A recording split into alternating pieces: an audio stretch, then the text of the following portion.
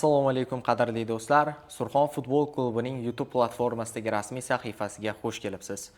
Odatdagidek, intervyu vaqti loyihasining navbatdagi 3-sonini e'tiboringizga havola etamiz va bugungi ko'rsatuvimiz mehmoni jamoamizning tajribali va mahoratli yarim himoyachisi Sunnatulla Abdullajonov bo'ladilar. Sunnatulla aka, assalomu alaykum. Studiyamizga xush kelibsiz. Va alaykum assalom, rahmat taklif qilganingizni. Sunnatulla aka, sizni studiyamizda ko'rib turganimizdan bag'oyatda xursandmiz. Bugun albatta futbolchilik faoliyatingiz va hozirda mana Surxon jamoasida faoliyat olib bormoqdasiz. Jamoaning tayyorgarligi, ya'ni yozgi o'quv yig'ini mashg'ulotlari va bir qator qiziqarli savollar bilan birgalikda dildan suhbat olib boramiz. Tayyormisiz? Tayyor. Demak, biz boshladik.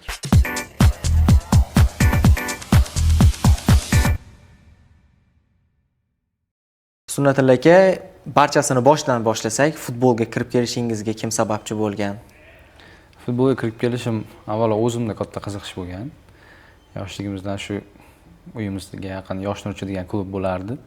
Shu yerga borganman birinchi. Sulton aka degan murabbiyimiz bo'lgan. U yoqdan keyin shu Bunyodkor akademiyasiga borib tahsil olganmiz futboldan. Demak, Bunyodkor futbol akademiyasida tarbiyalanuvchisiz. Bunyodkor futbol akademiyasida Sergey Lushan bo'lganlar, murabbiyimiz. Ular qo'llarida juda ko'p narsalar o'rganganmiz. Juda ham ko'p narsa o'rgatganlar. Futbolga asosiy fundamentimizni shu Bunyodkorda qurganmiz keyin. Futbolchilik faoliyatingizni professional bosqichini qachondan boshlagansiz va ilk shartnomangizni qaysi jamoa bilan imzolagansiz? Ilk faoliyatingiz, ya'ni professional faoliyatingiz qachondan boshlangan? Ilk faoliyatim shu Bunyodkordan keyin 2016-yilda Olmaliqga o'tganimda, shu Olmaliq bilan professional shartnoma tuzganman. Yo'da shu Igor Shkvirin Anatolyevich bo'lganlar. Ularga ham rahmat aytib ketaman. Shu yosh bo'lishimga qaramasdan Superligada, o'sha payt Oliy liga bo'lardi, shu Oliy ligada qo'rqmasdan o'ynashimga sababchi bo'lganlar. Sunnatulla aka, bilamizki, juda ham ko'plab jamoalarda faoliyat olib borgansiz. OKMK, Bunyodkor, Andijon, Xorazm va mana hozirda Surxon jamoasida, shuningdek Yaypaning o'sha mashhur To'ron jamoasida hozirda Yaypan nomi bilan faoliyat olib borayotgan jamoalarda faoliyat olib borgansiz. Faoliyatingiz davomida qaysi jamoadagi davr siz uchun eng unutilmas lahzalarga boy bo'lgan? Faoliyatimda olib qarasak, hamma klub o'ziga yarasha o'zini o'rni bor. Bir tekisda ketgan deb ayta olmayman. Har bitta klubda, har bitta momentidan to'g'ri xulosa chiqarishga harakat qilganman. Qanaqa epizod bo'lishidan qat'iy nazar, qanaqa holat bo'lishidan qat'iy nazar. Har bitta klubda o'ziga yarasha o'rni bor. Shu Olmaliqda boshlaganim o'ziga yarasha o'rni bor.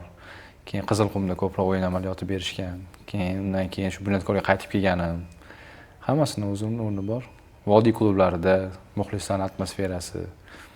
Hamma klubdan iloji boricha o'zimga kerakli opitni olishga, tajriba orttirishga harakat qilganman. Har bitta murabbiydan iloji boricha kerakli yaxshi taraflarini o'rganishga harakat qilganmiz.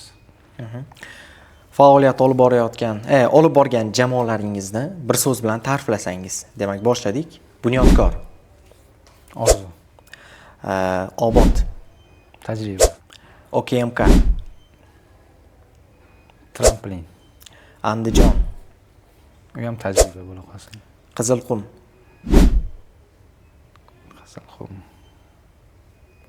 Endi Qizilqumda ko'proq o'yin amaliyotiga ega bo'lganmiz. Shunisi bilan esda qolgan. To'ron. To'ron yaxshi rukovodstvomiz yaxshi bo'lgan, shunisi bilan esda qolgan, yaxshi odamlar bo'lgan. Neftchi. Neftchi muxlislari, kollektiv. Olimpik yoshlar orasida o'zimni sinab ko'rganman, u ham boshqacha opit bo'lgan. Yosh jamoa, yosh futbolchilar orasida eng katta futbolchi bo'lganman o'shanda. Ikkinchi yoshligingizda ikkinchi yoshlik boshqacha mas'uliyat bergan u ham.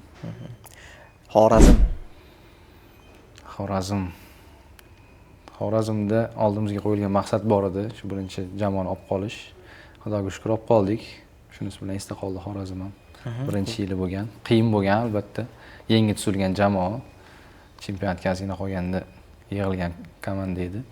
Shunisi bilan qiyin bo'ldi, lekin oxirida yoqimli stikovoy o'ynagan bo'lsak ham komandani Superligada olib qoldik. Va albatta Surxonda ham shu Olimpikka o'xshab asosan yosh futbolchilar, endi tajribasi bor futbolchilar ko'proq Olimpikka solishtirgan qaragan, lekin yosh futbolchilar ichida hamma tomonlama o'zim ko'rsatishga harakat qilyapman. Tajriba bilan o'rgatadigan joy bo'lsa qo'limdan kelgancha o'rgatib shu. Albatta birinchi yoshlikni o'sha OKMK jamoasida, ikkinchi yoshlikni Olimpik jamoasida va mana endi uchinchi yoshlikni ham Surxon klubida o'tkazmoqdasiz. Rahmat. Navbatdagi savolimiz, futbolchilik faoliyatingizda siz uchun eng unutilmas uchrashuv qaysi jamoa safida, qaysi jamoaga qarshi kechgan? Unutilmas uchrashuv menimcha Qizilqumda bo'lgan. Bunyodkordan Qizilqumga o'tganimdan keyin ikkinchi davrada Bunyodkorga qarshi o'ynaganimizda zaxiradan tushib gol urgandim. O'shanisi bilan esda qolgan, chiroyli gol bo'lgan. Haligacha eslaymiz shu o'yinni. Eng yodda qolgan uchrashuv aynan Qizilqum safida o'tkazilgan. Qizilqum safida ko'p bo'lgan unaqa o'yinlar. Endi shu yosh paytim shu Bunyodkordan ketib Bunyodkorga gol urganim menimcha shunisi bilan esda qolgan. Aha. Bilamizki, muxlislar jamoadan, ya'ni futbolchilardan faqat gol talab qilishadi va golni ko'rishadi. Ammo ungacha bo'lgan harakatlarni emas. Sizningcha hujumkor yarim himoyachining eng muhim vazifasi nimada deb o'ylaysiz? Hujumkor yarim himoyachi eng muhim vazifasi o'ylashim bo'yicha har doim konsentratsiyada bo'lishi kerak. Chunki yarim himoyachilarda unaqa ko'p momentlar bo'lmaydi. Markaziy hujumchilarga qaraganda bizda yarim himoyachilarda ham hujumga, ham himoyaga yordam berishimiz kerak bo'ladi. Shu bitta ikkita imkoniyat bo'ladi, o'shanda maksimalni foydalanish kerak bo'ladi. Ko'pincha konsentratsiyaga bog'liq shu golni sezish kerak deb o'ylayman. Golni his qilish kerak. O'z faoliyatingiz davomida aytib o'tdik, juda ham ko'plab klublarda ko'proq qaysi pozitsiyalarda to'p surgansiz? Nima Bunyodkorda shu yoshligimizdan markaziy hujumchi bo'lib boshlaganman. Keyin shu murabbiyimiz Sergey Lushan meni chap qanot yarim himoyaga o'tkazganlar. O'sha paytda shu pozitsiyaga ko'proq moslashishni boshlab, shundan biri shu chap qanot yarim himoyada o'zimga qulay shu. O'zingizga qulay. Eng qulay pozitsiya shu. Erkin his qila olasiz. Jamoa hujumga o'tish jarayonida birinchi muhim qarorni kim qabul qiladi? Bu yerda sizga qanchalik mas'uliyat ko'proq yuklanadi? Hujumga o'tishimizda mas'uliyat ko'proq markaziy yarim himoyachilarga tushadi, chunki ular himoyachidan ko'p to'ni olib, hujumchilarga yetkazib berish kerak bo'ladi. Mas'uliyat ularda ko'proq bo'ladi. Markaziy yarim himoyachi. Markaziy yarim himoyachi. Hozirda Surxonning hujum chizig'ida o'zaro tushunishni qanday baholaysiz? O'zaro tushunish baribir bir tekisda ketmayapti, chunki tarkibda ko'p rotatsiyalar bo'lyapti. O'yinni taqvimimiz zich bo'lganiga sababli rotatsiyalar ko'p bo'ldi. Hujumchilar almashib o'ynayapti. Endi hujumchimiz Chinedu, uni menimcha undan so'rash kerak, chunki to'p urar, ko'p gollarni uryapti. Yarim himoyada qanday baholaysiz? Yarim himoyamiz hujumimizga nisbatan men o'ylashim bo'yicha stabilroq harakat qilyapti, chunki uchta yarim himoyachimiz bir-birini yaxshi tushunib qoldi ancha. Shu aytib o'tganimdek, ularga bog'liq, qancha ko'p gol urishimiz, men gol urishim yoki boshqa hujumchi gol urishi ularga bog'liq. O'zi Sunnatilla aka, mana shu futbolda eng maydondagi o'sha pozitsiyalarni olib qaraydigan bo'lsak, eng mas'uliyatli pozitsiya qaysi pozitsiya deb hisoblaysiz? Men bitta pozitsiyani alohida aytib o'tmagan bo'lardim, chunki har bitta pozitsiya muhim. O'ziga yarasha vazifalari bor. Darvozabondan tortib markaziy hujumchigacha, chunki jamoaviy sport bo'lgandan keyin har bitta pozitsiyaga mas'uliyat bilan jiddiyroq qarash kerak, bo'lmasa rezultati yaxshi bo'lmaydi. Hujum tashkil etishda qaysi omil muhimroq rol o'ynaydi? Tezkor qaror qabul qilishmi yoki texnik mahoratmi? Menimcha birinchi o'rinda shu переключение, hujumdan himoyadan hujumga o'tishda tezroq qaror qabul qilish kerak. Bu texnik mahorat, ya'ni yosh jamoa bo'lganimiz uchun o'yinga keladi deb o'ylayman. Asosiysi to'g'ri qaror qabul qilish muhimroq. Jamoadagi tajribali futbolchisiz va murabbiy ko'proq sizdan nimalarni talab etadi maydonda? Murabbiyimiz men yoshim katta bo'lib, kamroq yugurishim mumkin yoki kamroq harakat qilishim mumkin degan narsani o'zimga yo'l qo'ymasligimni tushuntiradilar har doim. Mana Anvar aka ham hamma tomonlama, to'psiz ham, to'p bilan ham harakatlarim bilan jamoaga namuna bo'lib o'zim ko'rsatishimni talab qiladilar. Hech qanaqa mas'uliyat olib tashlamaydi. Men yoshim katta bo'lgani, tajribam bo'lganidan, yo shu o'zimdan kichkina ukalarim qanaqa harakat qilsa, ulardan kam harakat qilmaslikni talab qilishadi. Ha, demak, talab bir xil, hammaga bir xil. O'yin davomida raqibni qaysi zaif nuqtasini tezda payqay olasiz? Raqib endi asosan O'sha real vaqtida. o'zimni pozitsiyamdan kelib chiqib, yarim jamoani qanot himoyachilarini o'rganishga harakat qilaman. Hujumga qanchalik yaxshi qo'shilmasligini analiz qilib chiqishga harakat qilaman. Chunki qancha men aktivniy o'ynasam oldida, ularni himoyachilarni hujumga qo'shilish imkoniyati kamayadi. Shuni analiz qilaman birinchi o'rinda. Sunnatulla aka, mana joriy mavsum Surxon safida adashmasam 3 ta gol urdingiz.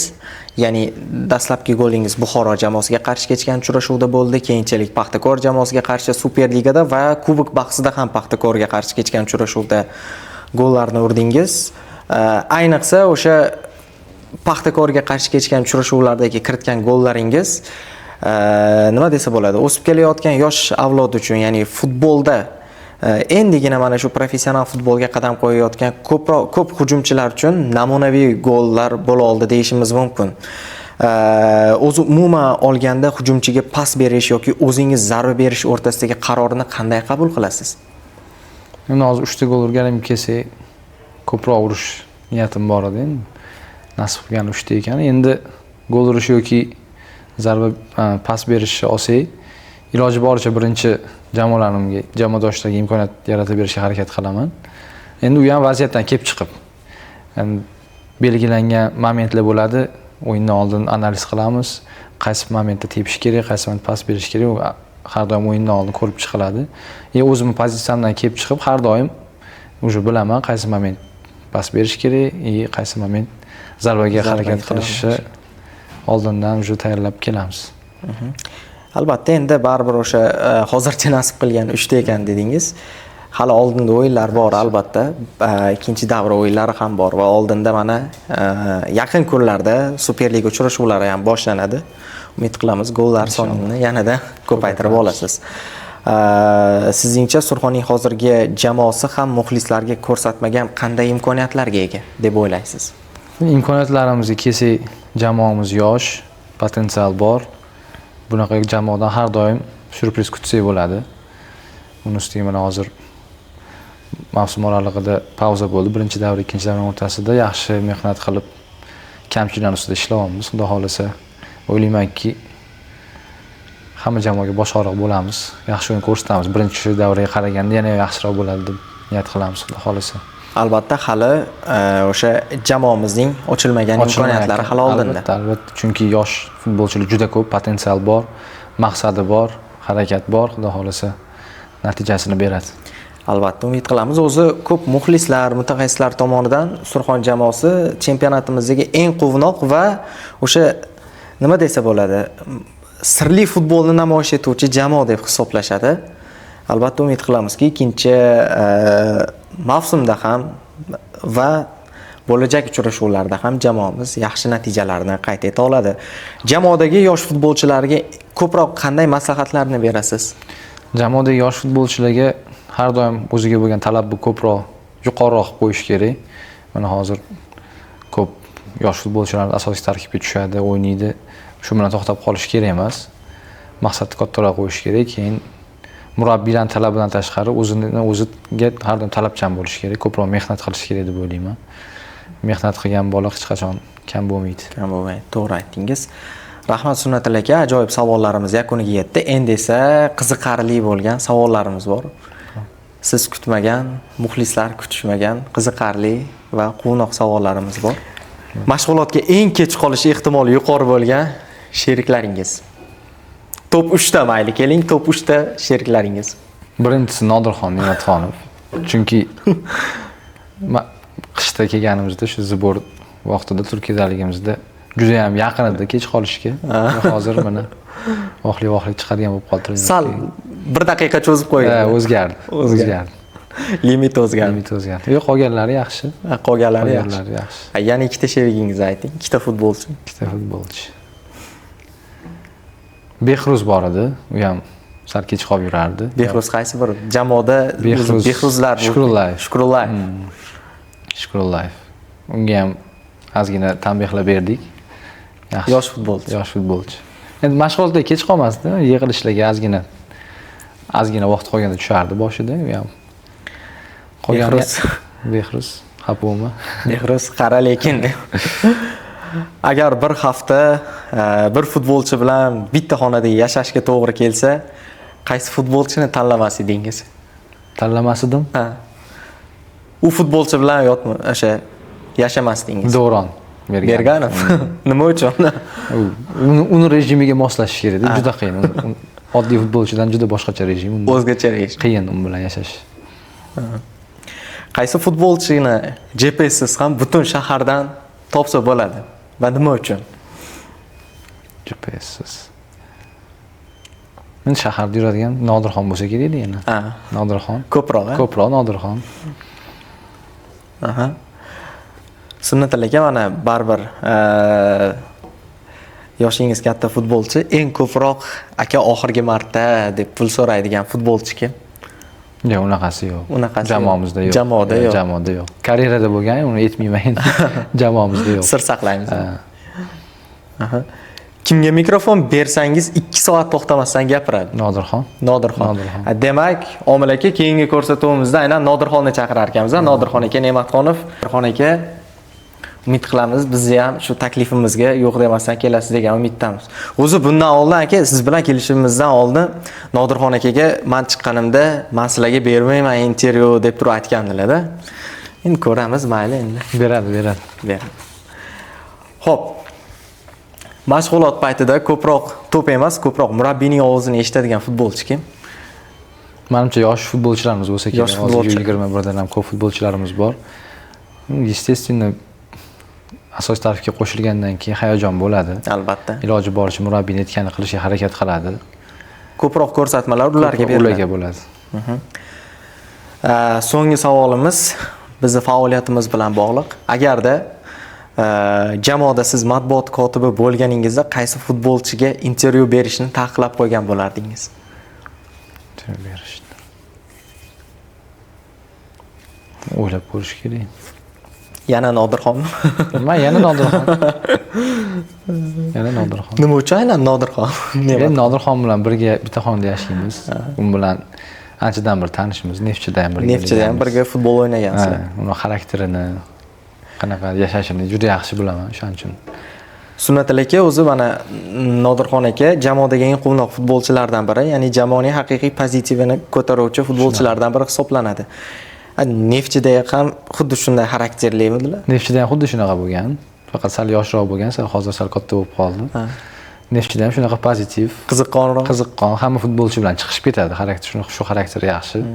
Legionerlar bilan ham, o'zimizni mahalliy futbolchilar bilan ham yaxshi chiqishib ketadi. Lekin men bitta jihatlarga ko'proq e'tibor berganman, o'sha intervyu berish vaqtida juda ham haligi jiddiy rejim deyshadi-ku. Jiddiy rejim yo'q bo'ladilar. Qolgan paytda o'zimiz bilamiz. Rahmat, endi blitz savollarga o'tamiz. Gol urib g'alaba qozonishmi yoki assist berib g'alaba qozonishmi? Gol urib g'alaba qozonish. O'zbekiston Superligasida chempionlikmi yoki O'zbekiston Kubogi sohibi bo'lishmi? O'zbekiston Superligada chempionlik. Jamoa sardorligimi yoki jamoa to'purarmi? Jamoa to'purar. To'liq stadionmi yoki televizor orqali millionlab muxlislar? To'liq stadion. Bir mavsumda 20 ta golmi yoki har bir uchrashuvning eng yaxshi futbolchisi bo'lishmi? 20 ta gol bir mavsumda. Futboldan keyin murabbiylikmi yoki sport direktori lavozimida ish boshlashmi? Murabbiylik. Jahon chempionatida qatnashish yoki Osiyo Chempionlar Ligasida g'olib bo'lish? Jahon chempionatida qatnashish. Milliy terma jamoasi. Penalti tepish yoki jarima zarbasini tepish? Jarima zarbasini tepish. Samolyotda ketish yoki poyezdda ketish? Samolyotda ketish. Dengizmi yoki tog'? Tog'. Sayohat uchun. Kitob yoki film? Kitob. Tomosha qilish. Kitob o'qish. Kitob o'qishni yoqtirasiz. Android yoki iPhone? iPhone. Instagram yoki Telegram? Instagram. Erta uyg'onish yoki kech uxlash? Erta uyg'onish. Sunnatilla Abdullajonov futbol sohasini tanlamaganda qaysi sohada tanlagan bo'lardi? O'zingizni qaysi sohada ko'proq ko'ra olardingiz? Futboldan boshqa sohada ko'ra olmayman o'zimni. O'ylab ko'rmaganman. Shaxmat o'ynash yoki futbol o'ynash? Futbol o'ynash. Futbol o'ynash. Rahmat ajoyib va qiziqarli suhbat uchun. O'ylaymanki, juda ham chiroyli suhbatimiz bo'ldi. Sunnatulla aka, endi shu dasturimiz yakunida jamoamizning ashaddiy muxlislariga tilaklaringiz bo'lsa, marhamat, mana shu kameramizga qarab bemalol gapirishingiz mumkin. Muxlislarimizga avvalambor assalomu alaykum deymiz. Muxlislarimizga rahmat aytamiz. Birinchi davrada bizani har doim qo'llab-quvvatlashdi. Kam sonli bo'lsa ham o'yinimiz qaysi viloyatda bo'lishiga qaramasdan kelib qo'llab-quvvatlab turishganiga rahmat aytamiz. Ulardan shuni so'raymizki, ikkinchi davrada ham xuddi shunaqa qo'llab podдержка qilib turishsa, xudo xolisa natijalarimiz yaxshilanadi. Ularni har doim xursand qilishga harakat qilamiz. Rahmat Sunnatulla aka, ajoyib va mazmunli suhbat uchun. Qadrli do'stlar, intervyu vaqti loyihamiz ham sizlarga yoqdi degan umiddamiz. Ushbu ko'rsatuvimizning kelgusi sonlarida qaysi futbolchi yoki jamoaning qaysi mutaxassisini taklif etishimizni xohlardingiz, buni izohlarda yozib qoldirishingiz mumkin. Aynan sizlarning talab va istaklaringizdan kelib chiqqan holatda futbolchi yoki murabbiylarni aynan ushbu studiyamizda mehmon qilamiz. Qadrli do'stlar, qisqa vaqt davomida bizni tomosha qilganingiz uchun sizga o'z minnatdorchiligimizni izhor etamiz va oldinda qiziqarli bo'lgan ajoyib lavhalarni yana sizlarga taqdim etishda davom etamiz. Keyingi ko'rsatuvlarda ko'rishguncha sog' va salomat bo'ling.